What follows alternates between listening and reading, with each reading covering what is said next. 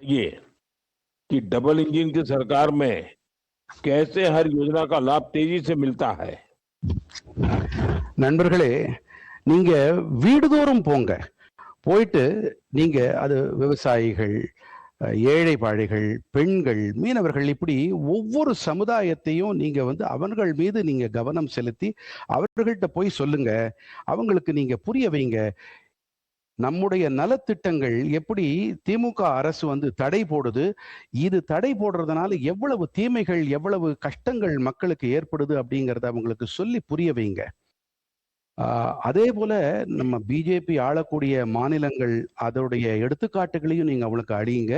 குறிப்பாக இந்த இரட்டை குடல் துப்பாக்கி போல இரட்டை என்ஜின் சர்க்கார் இந்த அரசுகள் இப்படி ஒரு அரசு அமைஞ்சதுன்னா ஒவ்வொரு மத்திய அரசின் நலத்திட்டத்தினுடைய ஆதாயமும் மக்களிடம் சென்று சேர்வது மட்டுமில்லாம விரைவாகவும் சென்று சேரும். कालीराज जी, अच्छा लगा आपसे बात करने का मौका मिला। चलिए, और लोग भी इंतजार कर रहे हैं, आगे कौन बात करेंगे? காளிராஜ் அவர்களே, உங்களோட சந்திச்சு பேசினது மட்டற்ற மகிழ்ச்சி அளிக்குது. சரி, இன்னும் நிறைய பேர் வரிசையில காத்துக்கிட்டு இருக்காங்க. அடுத்து நம்ம கூட உரையாற்ற இருக்கிறது, நம்ம கூட கலந்துரையாட இருக்கிறது யாருன்னு பார்க்கலாமா? நமஸ்தே ஜி. வணக்கம். நமஸ்தே. வந்தே மாதரம். वंदे मातरम. भारत माता की जय. भारत माता की जय. ஜி, நான் கவுண்டம்பாளையம் மாவட்டம் கவுண்டம்பாளையம் தொகுதி பூத் 93 மகிழா மொராச்சாவில் ஜெனரல் செக்ரட்டரியாக உள்ளேன். என் பட்டப்படிப்பு MBA. ரம்யா ஜி. மேல தொடருங்க. MBA, MCOM CA, PG diploma in foreign trade. ये कोयम्बतूर काउंडमपाளையம் से रम्या जी बात कर रही हैं। ये MBA, MCOM CA और फॉरेन ट्रेड में PG डिप्लोमा ये पूरा कर चुकी हैं और वहाँ के जो महिला विभाग हैं उसमें सेक्रेटरी रहती हैं, बूथ 93 से हैं।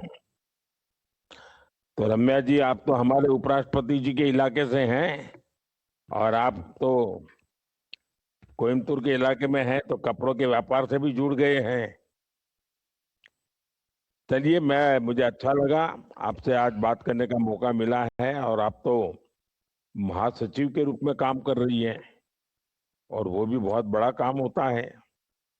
अच्छा रम्या जी, आप महिलाओं के बीच काम करती हैं। तमिलनाडु में महिलाओं की सुरक्षा, ड्रग्स का जो मामला है उसकी चिंता लगातार बढ़ रही है। हर माँ बहन अपने भाई की विषय में, अपने बेटे के विषय में चिंतित है।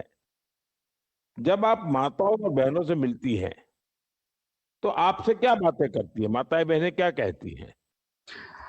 ரம்யா அவர்களே, ரொம்ப சந்தோஷமா இருக்கு உங்களை சந்திக்கிறதுல. என்னன்னா, நீங்க குறிப்பா நம்முடைய துணை குடியரசுத் தலைவர் CP ராதாகிருஷ்ணன் அவர்களுடைய இடத்துல இருந்து, கோயம்புத்தூர்ல இருந்து நீங்க பேசுறீங்க.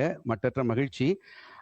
மேலும் ரம்யா அவர்களே, நீங்க பெண்களுக்கு மத்தியில, பெண்களுக்கு இடையில நீங்க உங்களுடைய பணிக்களம் இருக்குது, அங்கதான் நீங்க செயல்பட்டுக்கிட்டு இருக்கீங்க. தமிழ்நாட்டுல இருக்கக்கூடிய பெண்களுடைய பாதுகாப்பு, அது மட்டும் இல்லாம போதைப் பொருள், இது விஷயமா ஒரு பெரிய கவலை நிலவிக்கிட்டு இருக்கு. அது அதிகரிச்சுக்கிட்டு இருக்கு. நீங்க சகோதரிகள், தாய்மார்களை சந்திக்கும் பொழுது அவங்க உங்களோட தங்களுடைய உணர்வுகளை என்ன பகிர்ந்துக்கிறாங்க? சொல்லுங்க. ஜி, பாத்தீங்கன்னா நிறைய தாய்மார்கள் பாத்தீங்கன்னா சிஸ்டர்ஸ் ஆகட்டும், மதர்ஸ் ஆகட்டும், நிறைய நாங்க கூட்டம் கூடுவோம், சுய உதவி குழு, மகளிர் சங்கம் சேருவோம். அப்ப பாத்தீங்கன்னா அவங்களோட ரொம்ப வருத்தமே என்னன்னா, எல்லாம் நம்மளோட அரசு நல்ல விதமா போயிட்டு இருக்கு, ஆனா பாத்தீங்கன்னா பெண்களுக்கு பாதுகாப்பு இல்லை. அதே மாதிரி போதை பொருட்கள், அதாவது ஸ்கூல் குழந்தைங்கள்ல இருந்து எல்லாருமே ஈஸியா அடாப்ட் ஆயிடுறாங்க, அவங்களுக்கு ஈஸியா கிடைக்குது. இது ஏன் இப்படி? நம்ம ஃபர்ஸ்ட் இருந்த சர்க்கார்ல இந்த மாதிரி இல்லையே, ஏன் இப்ப இப்படி இருக்குது அப்படின்னு அவங்களுக்கு நிறைய கேள்விகள் வருது. எங்க கிட்ட கேட்கவும் செய்வாங்க. அப்போ நான் அவங்க கிட்ட என்ன சொல்லுவேன்னா, நம்ம சென்ட்ரல் கவர்மெண்ட் நெறைய இதுக்கு வந்து ரெஸ்ட்ரிக்ஷன்ஸ் இருக்கு. நெறைய பனிஷ்மென்ட்ஸும் இருக்கு. ஆனா இது வந்து பாத்தீங்கன்னா, ஸ்டேட் கவர்மெண்ட்க்கு வரும்போது இது இம்ப்ளிமெண்ட் ஆக மாட்டேங்குது. காவல்துறை ஆகட்டும் சரி, யாராகட்டும் சரி கொஞ்சம் அலட்சியமா இருக்காங்க. ஜி சொன்ன மாரி, அ நம்ம ஆட்சி சென்ட்ரல்லயும் சரி, ஸ்டேட்லயும் சரி வந்துச்சுன்னா, நம்ம எல்லாத்துக்குமே ஒரு ரெஸ்ட்ரிக்ஷன்ஸ் கொண்டு வரலாம். லேடீஸ்க்கு பாத்தீங்கன்னா 24/7 ப்ரொடெக்ஷன்ஸ் கிடைக்கும்னு நினைக்கிறேன். இப்பவே பாத்தீங்கன்னா நம்ம வானதி அக்கா, ஜெயஸ்ரீ குன்னத்ஜி இவங்க எல்லாம் பாத்தீங்கன்னா ரொம்ப சப்போர்ட்டிவ் லேடீஸ்க்கு. பட் இருந்தாலுமே பாத்தீங்கன்னா இந்த மாதிரி ராத்திரி வந்து லேடிஸ் ஐடி கம்பெனில இருந்து ஒர்க் முடிச்சு வரும்போது ஆகட்டும் சரி, அதே மாதிரி ஸ்கூல் ஸ்டூடெண்ட்ஸ் ஆகட்டும் சரி, ஏன்னா ஒரு எயித்து கூடி வேண்டாம் 7th to 8th போற ஸ்டூடெண்ட்ஸ்க்கு கூடி வந்து ட்ரக்ஸ் ரொம்ப ஈஸியா கிடைக்குது. அது ரொம்ப கவலைக்கிடமா இருக்கு. அதுவும் தமிழ்நாட்டுல ரொம்பவே ஜாஸ்தியா இருக்கு. அதுக்கு மோடிஜி கண்டிப்பா வந்து அதுக்கு ஒரு சொல்யூஷன் காணுவார்னு நினைக்கிறேன் நானு.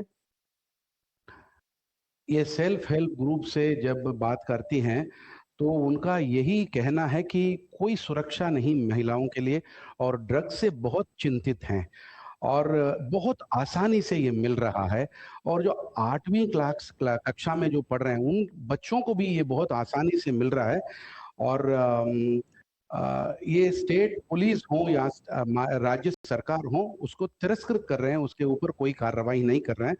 तो अगर मध्य सरकार और राज्य सरकार एक ही पन्ने पे होंगे तब अनेक सारे जो पनिशमेंट हैं और कार्रवाई हम ले सकते हैं और विशेषकर जब आईटी एम्प्लॉय जो वापस आते हैं रात को तब भी उनको बहुत डर का ये जो फेस करना पड़ रहा है।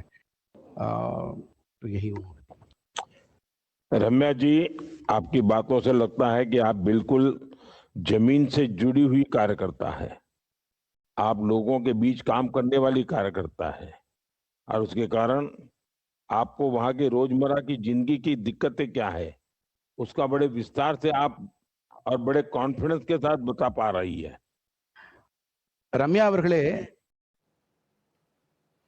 Prime Minister Narendra Modi speaking to the Karyakartas of the Bharatiya Janata Party in the poll-bound state of Tamil Nadu, motivating them and enthusing them. With that, it's time for us to slip into a short commercial break. We'll be back with more news and updates. Stay with Times Now.